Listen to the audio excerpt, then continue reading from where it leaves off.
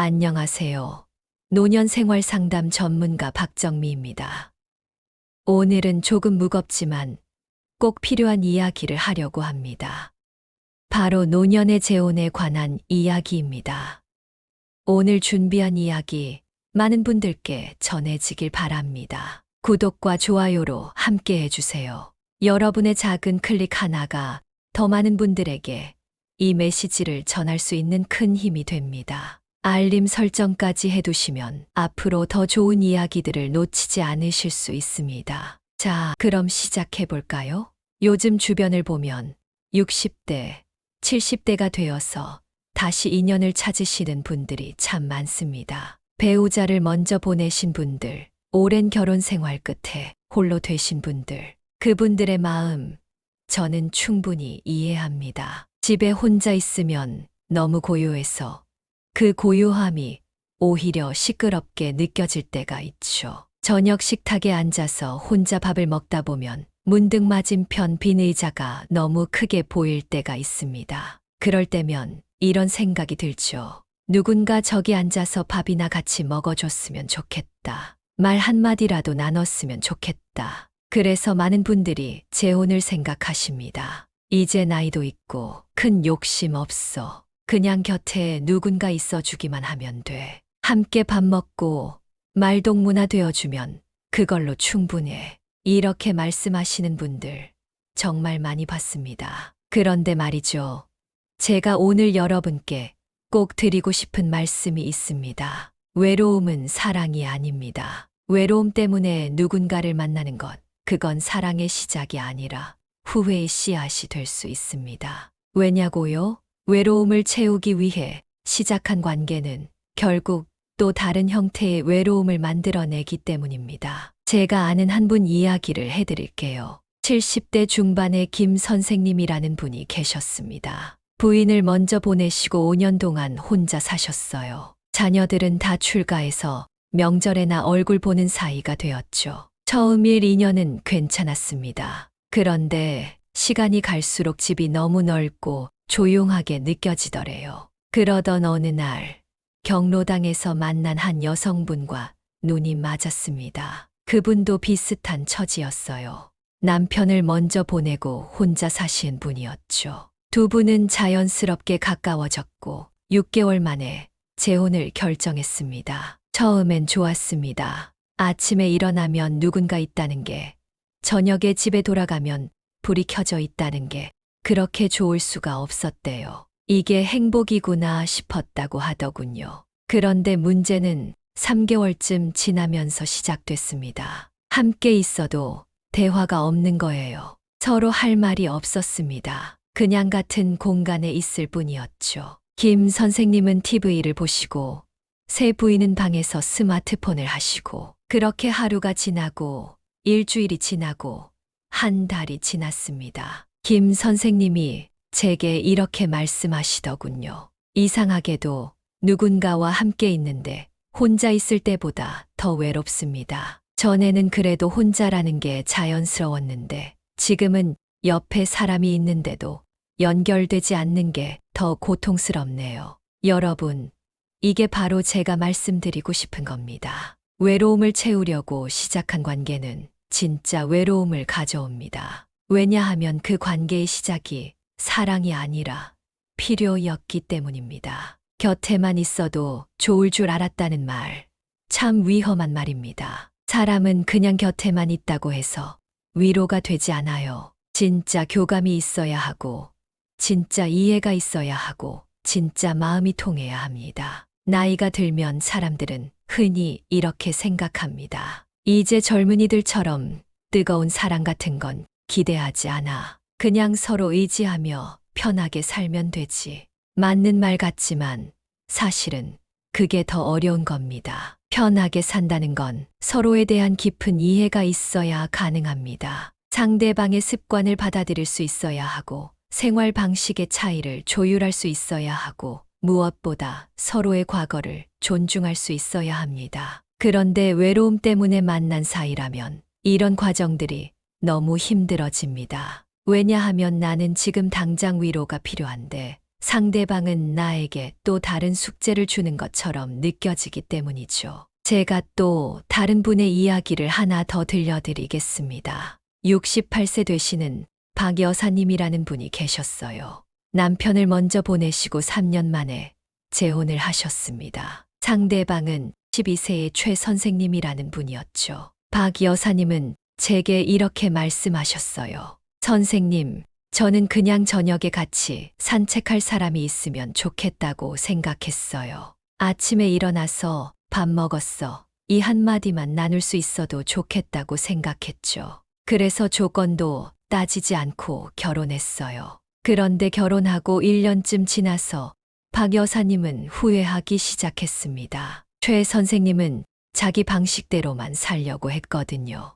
아침에 일찍 일어나는 걸 싫어해서 박 여사님이 새벽 5시에 일어나서 움직이면 화를 냈습니다. 식사 메뉴도 자기가 좋아하는 것만 먹으려고 했고 TV 채널도 양보가 없었어요. 더 큰 문제는 박 여사님이 친구들을 집에 초대하는 걸 최 선생님이 싫어했다는 겁니다. 내 집에 왜 자꾸 사람을 불러들이냐는 식이었죠. 박 여사님의 자유가 점점 줄어들었습니다. 박 여사님이 제게 이렇게 말씀하시더군요. 혼자 살 때는 외로웠지만 자유로웠어요. 지금은 외롭지 않을 줄 알았는데 외로움은 그대로고 자유만 잃었네요. 여러분, 이게 현실입니다. 외로움을 피하려고 선택한 동거가 오히려 더 큰 가침을 만들어낼 수 있습니다. 그렇다면 어떻게 해야 할까요? 재혼을 아예 하지 말아야 할까요? 그건 아닙니다. 재혼 자체가 문제가 아니라 재혼의 동기가 문제인 겁니다. 만약 여러분이 지금 누군가를 만나고 계시다면 혹은 만날 생각을 하고 계시다면 스스로에게 이렇게 물어보세요. 나는 이 사람이 좋은가? 아니면 혼자 있는 게 싫은가? 이 사람과 함께 있을 때 진짜 행복한가? 아니면 그냥 외롭지 않아서 다행인가? 이 사람 없이도 나는 괜찮은가? 아니면 이 사람이 없으면 무너질 것 같은가? 이 질문들에 정직하게 답해 보세요. 만약 여러분의 답이 혼자 있기 싫어서, 외롭지 않아서, 이 사람 없으면 힘들 것 같아서 라면, 그건 사랑이 아닙니다. 그건 의존입니다. 진짜 사랑은 혼자서도 괜찮은데 이 사람과 함께 있으면 더 좋은 거예요. 외로움을 채우는 게 아니라 행복을 나누는 겁니다. 나이가 들수록 우리는 더 현명해져야 합니다. 젊을 때는 감정에 휩쓸려 결정해도 다시 시작할 시간이 있었습니다. 하지만 이제는 아니에요. 우리에게 남은 시간은 소중합니다. 그 시간을 후회로 채워서는 안 됩니다. 외로움은 누구나 느낍니다. 그건 자연스러운 감정이에요. 하지만 그 외로움을 다른 사람으로 채우려고 하지 마세요. 먼저 나 자신과 편안해지는 법을 배워야 합니다. 혼자 있어도 괜찮은 나를 만들어야 합니다. 그때 비로소 진짜 사랑을 만날 준비가 되는 겁니다. 자, 이제 더 현실적인 이야기를 해볼까 합니다. 솔직히 말씀드리면 노년의 재혼에서 가장 조심해야 할 게 뭔지 아십니까? 바로 돈 문제입니다. 참 말하기 거북한 주제죠. 사랑 이야기를 하다가 갑자기 돈 이야기를 꺼내니까 좀 속물적으로 들릴 수도 있겠습니다. 하지만 이게 현실입니다. 그리고 이 현실을 직시하지 않으면 여러분이 평생 모은 재산이 하루아침에 사라질 수도 있습니다. 처음 만났을 때는 다들 그렇게 말합니다. 나는 당신의 재산 따위엔 관심 없어요. 그냥 함께 있고 싶을 뿐이에요. 이렇게 말하는 사람들 정말 많습니다. 그리고 그 순간만큼은 진심일 수도 있어요. 하지만 시간이 지나면 달라집니다. 함께 살다 보면 생활비 문제가 나옵니다. 병원비가 필요해집니다. 자녀들의 경조사가 생깁니다. 그때부터 슬슬 본색이 드러나기 시작하는 거죠. 제가 직접 목격한 사례를 하나 말씀드리겠습니다. 73세 되시는 정 선생님이라는 분이 계셨어요. 아내를 먼저 보내시고 자녀들이 다 장성해서 편하게 연금 받으며 사시던 분이었습니다. 집도 있고 예금도 좀 있고 그렇게 노후 준비가 잘 되어 있던 분이셨죠. 그러던 어느 날 한 여성분을 만나셨습니다. 65세 되시는 분이었는데 참 다정하고 살뜰한 분이었어요. 정 선생님 말씀이 이렇게 마음이 편한 사람은 처음이다.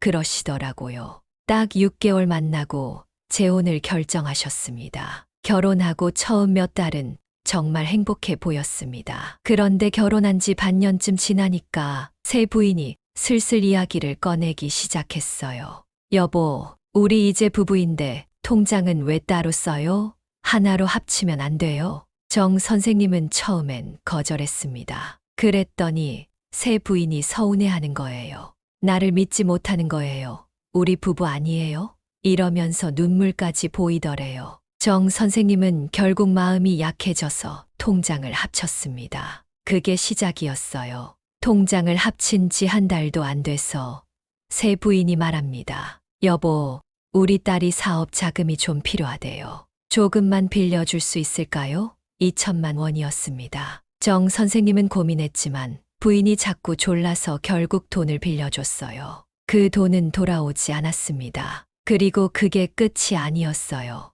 몇 달 뒤에는 아들 결혼 자금이 필요하다고 했고, 그 다음엔 부인 본인이 허리 수술을 해야 한다며 병원비를 요구했습니다. 그렇게 1년 반 만에 정 선생님의 예금 1억 2천만 원이 바닥났습니다. 그제야 정 선생님이 정신을 차리고 부인에게 따졌습니다. 당신 자식들한테 쓴 돈 언제 돌려받을 겁니까? 그랬더니 부인이 뭐라고 했는지 아십니까? 우리가 부부인데 내 자식이 곧 당신 자식 아니에요. 왜 그렇게 돈 계산을 하세요? 정 선생님이 제게 이렇게 말씀하시더군요. 저는 그 사람이 저를 사랑하는 줄 알았어요. 그런데 알고 보니 제 통장을 사랑했던 거더라고요. 여러분, 이게 남의 이야기 같으세요? 아닙니다. 지금 이 순간에도 전국 곳곳에서 이런 일들이 벌어지고 있어요. 왜 이런 일이 생기는 걸까요? 나쁜 사람들만 그러는 걸까요? 꼭 그렇지도 않습니다. 어떤 사람들은 처음부터 재산을 노리고 접근하기도 하지만 어떤 사람들은 처음엔 진심이었는데 살다 보니 욕심이 생기는 거예요. 우리가 부부인데 이 정도는 당연한 거 아니야? 생각이 들기 시작하는 겁니다. 그리고 자기 자식이 어려우면 배우자의 재산을 끌어다 쓰는 게 당연하다고 생각하게 되죠. 더 무서운 건 혼인신고를 하고 나면 법적으로 복잡해진다는 겁니다. 재산 분할 청구권이 생기고 상속권도 생기고 이혼하려고 해도 재산을 나눠줘야 하는 상황이 됩니다. 제가 아는 또 다른 분은 재혼한 지 2년 만에 이혼하게 됐는데 재산 분할로 자기 집의 절반을 넘겨줘야 했습니다. 평생 모은 집이 2년 동안의 잘못된 결혼 때문에 반으로 쪼개진 거예요. 그분이 제게 이렇게 말씀하셨습니다. 그 2년 동안 받은 스트레스도 억울한데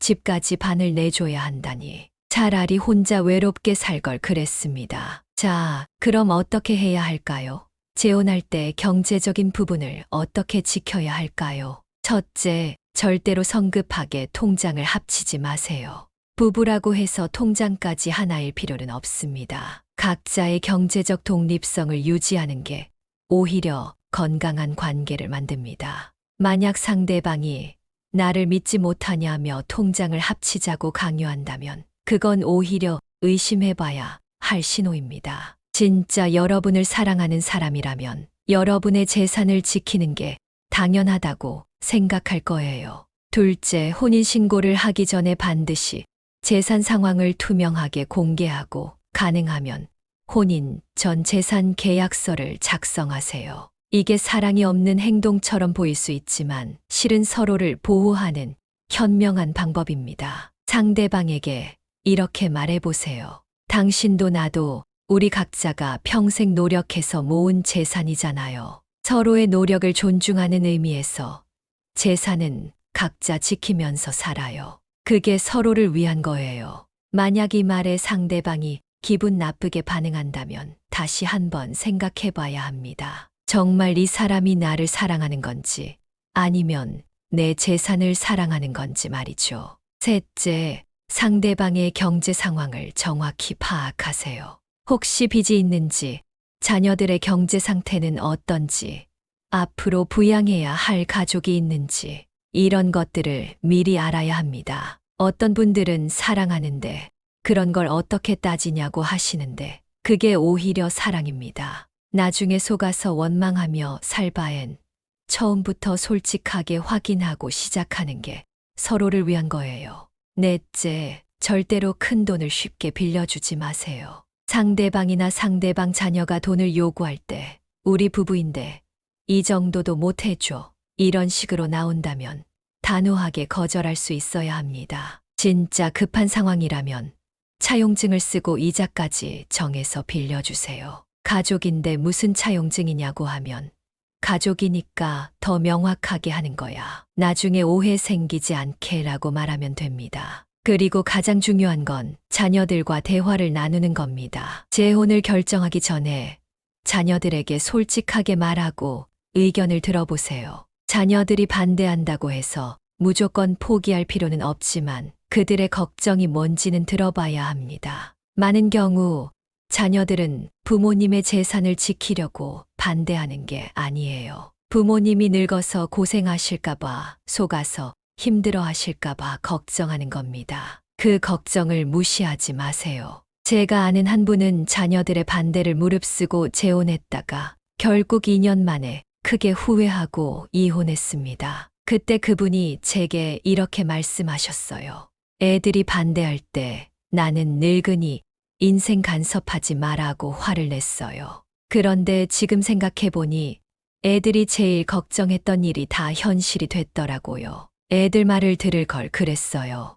여러분, 사랑과 돈을 함께 이야기하는 게 불편하신가요? 낭만적이지 않게 느껴지시나요? 하지만 이게 현실입니다. 특히 노년의 재혼에서는 더더욱 냉정하게 따져야 합니다. 젊을 때는 사랑만 있으면 다 할 수 있다고 생각했습니다. 돈이 없어도 함께 벌면 되고 힘들어도 함께 이겨내면 된다고 믿었죠. 그리고 실제로 그렇게 할 수 있었습니다. 하지만 지금은 다릅니다. 우리에게 남은 건 더 이상 무한한 시간과 에너지가 아니에요. 우리가 가진 건 평생 모은 재산과 조용히 살고 싶은 마음입니다. 이걸 지키는 게 우선입니다. 사랑은 계산 위에 세워질 수 없다고 했지만 그렇다고 계산 없이 사랑만 믿고 가는 것도 위험합니다. 진짜 사랑이라면 서로의 재산을 존중하고 지켜줄 겁니다. 진짜 사랑이라면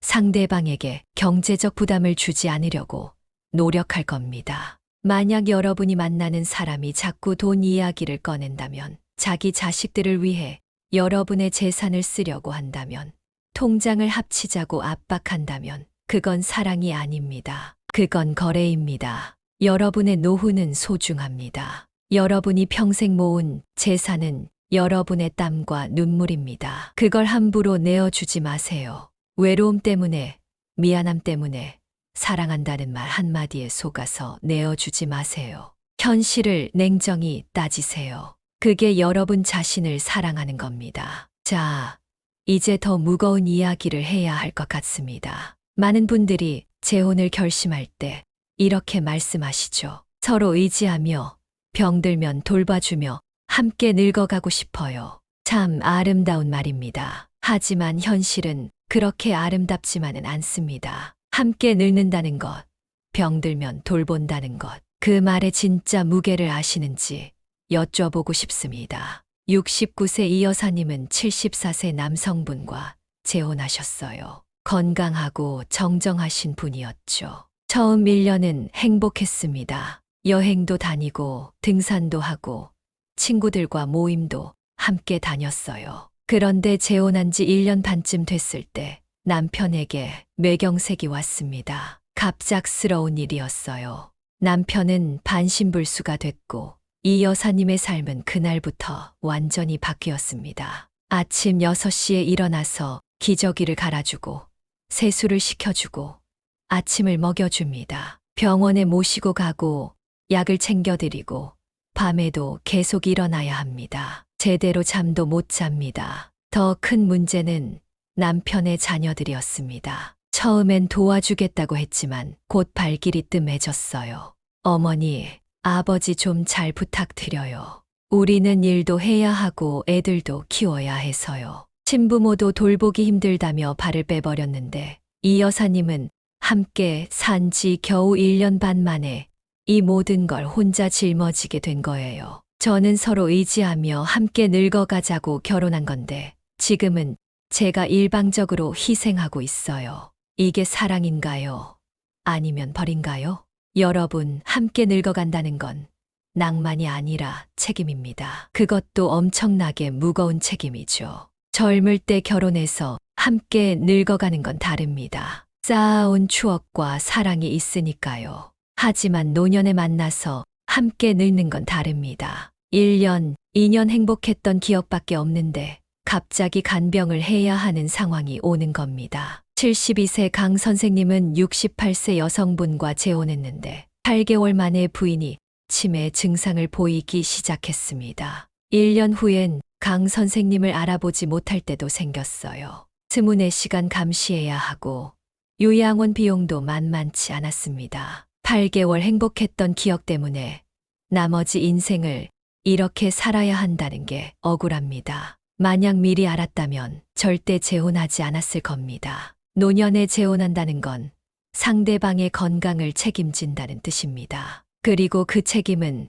생각보다 훨씬 빨리, 훨씬 무겁게 찾아올 수 있습니다. 70대, 80대가 되면 언제 어떤 병이 올지 모릅니다. 뇌경색, 심근경색, 암, 치매. 이런 병들은 대부분 간병이 필요합니다. 그 누군가가 바로 배우자인 여러분이 될 겁니다. 자녀들은 도와주지 않습니다. 특히 상대방의 자녀들은 우리 친부모도 아닌데 왜 우리가 생각합니다. 결국 혼자 다 짊어져야 하는 거죠. 그래서 재혼을 고민하신다면 스스로에게 이런 질문을 해보세요. 이 사람이 내일 당장 쓰러진다면 나는 10년이라도 간병할 수 있는가? 이 사람의 자녀들이 나 몰라라 하면 나 혼자서라도 끝까지 책임질 수 있는가? 내 건강과 자유를 포기하고 이 사람을 위해 헌신할 각오가 되어 있는가? 확신 있게 대답할 수 없다면 재혼은 다시 생각해 보셔야 합니다. 사랑한다는 감정만으로는 안 됩니다. 간병은 감정이 아니라 체력과 인내로 하는 거니까요. 아무리 사랑해도 몸이 지치고 정신이 피폐해지면 그 사랑도 원망으로 바뀝니다. 만약 정말로 재혼을 하신다면 최소한 이런 준비는 하셔야 합니다. 첫째, 장기요양보험이나 간병인 비용을 미리 준비해 두세요. 둘째, 상대방의 건강 상태를 정확히 파악하세요. 기저질환, 가족력, 복용하는 약까지요. 셋째, 상대방의 자녀들과 미리 대화를 나누세요. 부모님이 아프시면 어떻게 할 건가요? 넷째, 사전연명 의료의향서나 유언장을 미리 준비하세요. 그렇게 따지면 사랑이 아니지 않냐고 하시는데 이게 바로 진짜 사랑입니다. 서로를 위해 현실을 직시하고 최악의 상황까지 준비하는 게 진짜 사랑이에요. 함께 늙는다는 건 로맨스가 아닙니다. 책임입니다. 그 책임의 무게를 감당할 수 없다면 차라리 좋은 친구로 지내는 게 나을 수도 있습니다. 결혼하지 않아도 자주 만나고 여행도 가고 식사도 함께 할 수 있어요. 하지만 법적인 책임은 없으니까 서로 부담 없이 지낼 수 있죠. 이게 오히려 더 오래, 더 행복하게 관계를 유지하는 방법일 수도 있습니다. 자, 이제 가장 힘든 이야기를 해야 할 것 같습니다. 노년의 재혼에서 가장 무서운 게 뭔지 아십니까? 바로 되돌릴 수 없다는 겁니다. 젊을 때는 이혼해도 다시 시작할 수 있어요. 하지만 70대, 80대에 재혼했다가 이혼한다는 건 완전히 다른 차원의 문제입니다. 제가 아는 75세 조 선생님이라는 분이 계셨어요. 외로움을 견디지 못해 70세 여성분과 재혼하셨는데 6개월 후부터 문제가 생기기 시작했습니다. 생활 습관도 달랐고 새 부인이 자녀들을 싫어했어요.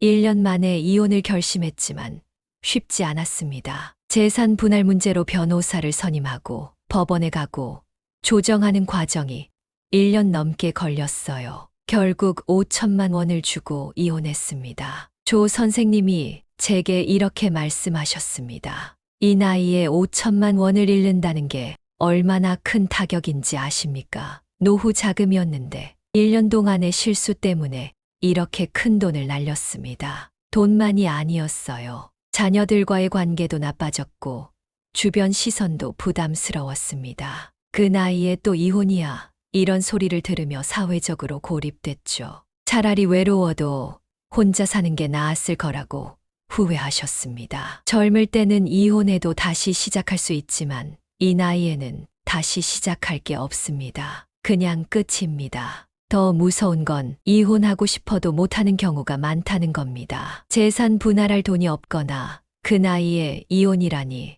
하는 사회적 시선이 두렵거나 자녀들에게 창피해서 참고 사는 분들이 많아요. 77세 박 선생님은 재혼한 지 3년 됐지만 매일 후회하면서 살고 계십니다. 하루하루가 감옥 같아요. 80이 넘으면 죽을 텐데 그때까지 이렇게 살아야 한다고 생각하니 앞이 캄캄합니다. 남은 인생이 10년, 15년밖에 안 되는데 그 시간을 후회와 참음으로 채워야 한다니 얼마나 비참한 일입니까? 노년의 재혼은 새로운 시작이 아니라 인생의 재편입니다. 이미 완성된 두 개의 인생을 억지로 합치는 거예요. 각자 살아온 70년, 80년의 습관이 있고 각자의 자녀, 재산, 건강 문제가 있습니다. 70대, 80대가 되면 변하기 싫어집니다. 나는 평생 이렇게 살아왔는데 왜 바꿔야 해? 서로 양보하지 않으니까 충돌만 계속되는 거죠. 그래서 재혼을 고민하신다면 스스로에게 물어보세요. 만약 이 결혼이 실패한다면 나는 이혼할 용기가 있는가? 이혼 과정에서 잃을 재산과 체면을 감당할 수 있는가? 확신 있게 대답할 수 없다면 재혼은 너무 위험합니다. 잘못됐을 때 빠져나올 방법이 없기 때문입니다. 차라리 결혼하지 말고 좋은 관계를 유지하세요. 연인처럼 만나고 여행도 함께 가되 법적인 결합은 하지 않는 겁니다. 요즘은 그렇게 사는 노년 커플들이 많아요.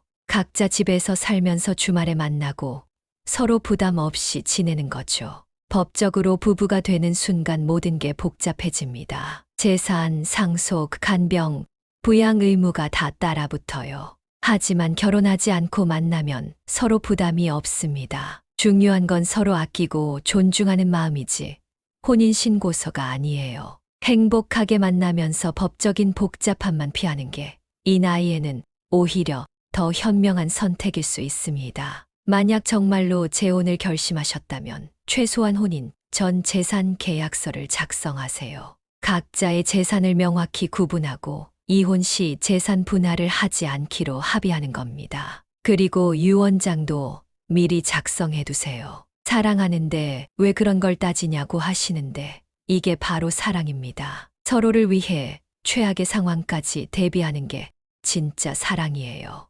여러분, 노년의 재혼은 한 번 시작하면 되돌리기가 거의 불가능합니다. 그걸 명심하시고 신중하게 결정하세요. 후회해도 되돌릴 수 없습니다. 이 말을 꼭 기억하세요. 자, 여기까지 정말 무거운 이야기들을 많이 했습니다. 그럼 결국 혼자 살라는 말인가? 이렇게 생각하실 수도 있겠네요. 하지만 제가 드리고 싶은 마지막 메시지는 이겁니다. 진짜 평온은 혼자서도 웃을 수 있을 때 온다는 것입니다. 제가 아는 72세 김 여사님은 남편을 먼저 보내시고 재혼을 심각하게 고민하셨습니다. 그런데 어느 날 이런 생각을 하셨답니다. 나는 이 사람이 좋은 걸까?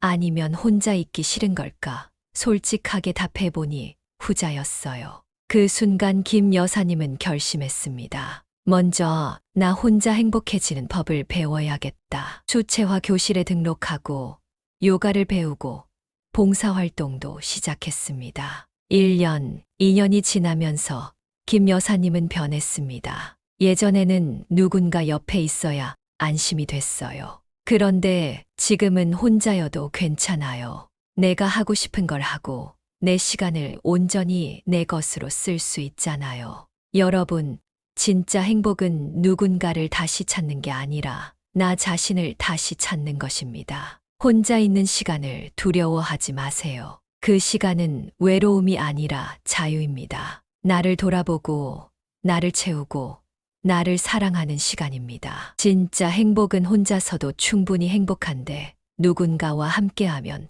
더 좋은 겁니다. 혼자여도 괜찮은데 함께하면 더 즐거운 거예요. 혼자서도 웃을 수 있어야 합니다. 혼자 밥을 먹어도 맛있게 먹을 수 있어야 하고 혼자 산책을 해도 평온할 수 있어야 합니다. 그럼 어떻게 해야 혼자서도 행복해질 수 있을까요? 첫째, 취미를 가지세요. 평생 하고 싶었던 것들 지금 시작하세요. 둘째, 사람들을 만나세요. 하지만 배우자를 찾으려 하지 말고 그냥 친구로 만나세요. 셋째, 규칙적인 생활을 하세요. 규칙적인 생활이 마음의 안정을 가져옵니다. 넷째, 몸을 움직이세요.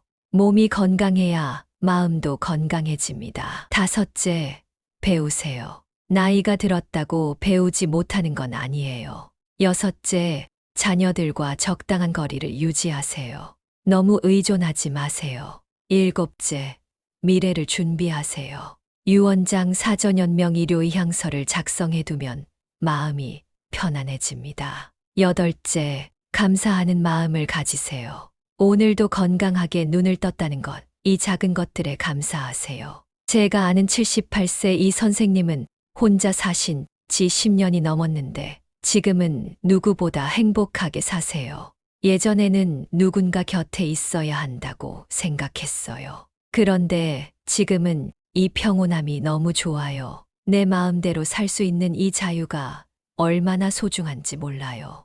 혼자 산다는 건 고립이 아닙니다. 독립입니다. 누구에게도 의존하지 않고 누구에게도 간섭받지 않고 나만의 방식으로 사는 겁니다. 그러니 혼자 사는 걸 두려워하지 마세요. 외롭다고 성급하게 누군가를 찾지 마세요. 먼저 나 자신과 편안해지는 법을 배우세요. 그리고 그때 진짜 준비가 됐을 때 만약 정말 좋은 사람을 만난다면 그때는 재혼을 고려해 볼 수도 있겠죠. 하지만 그건 외로움 때문이 아니라 진짜 사랑 때문일 겁니다. 마지막으로 여러분의 인생은 여러분 것입니다. 자녀들이 뭐라고 하든 세상이 뭐라고 하든 여러분이 행복하면 그게 답입니다. 재혼하든 안 하든 그건 여러분의 선택입니다. 하지만 그 선택을 할 때 외로움이나 두려움이 아니라 진짜 행복을 기준으로 하세요. 이 선택이 나를 정말 행복하게 할까? 이 선택을 했을 때 5년 후, 10년 후에도 후회하지 않을까? 이런 질문들에 솔직하게 답해 보세요. 그리고 여러분의 마음이 편안해지는 선택을 하세요. 여러분, 오늘 긴 이야기를 들어주셔서 감사합니다. 무겁고 불편한 이야기도 많았을 겁니다. 하지만 이 이야기들이 여러분의 선택에 조금이라도 도움이 됐으면 좋겠습니다. 노년의 재혼, 신중하게 생각하세요. 외로움 때문에 더 큰 불행을 만들지는 마세요. 혼자서도 충분히 행복할 수 있습니다. 혼자서도 웃을 수 있고, 혼자서도 평온할 수 있어요. 그게 진짜 행복입니다. 여러분 모두 남은 인생 후회 없이 평온하게 사시길 바랍니다. 이 영상이 도움이 되셨다면 구독과 좋아요 부탁드립니다. 그리고 주변에 이런 고민을 하시는 분들이 계시다면 이 영상을 공유해 주세요. 오늘도 제 이야기를 들어주셔서 진심으로 감사드립니다. 여러분 행복하세요. 그리고 무엇보다 먼저 여러분 자신을 사랑하세요. 감사합니다.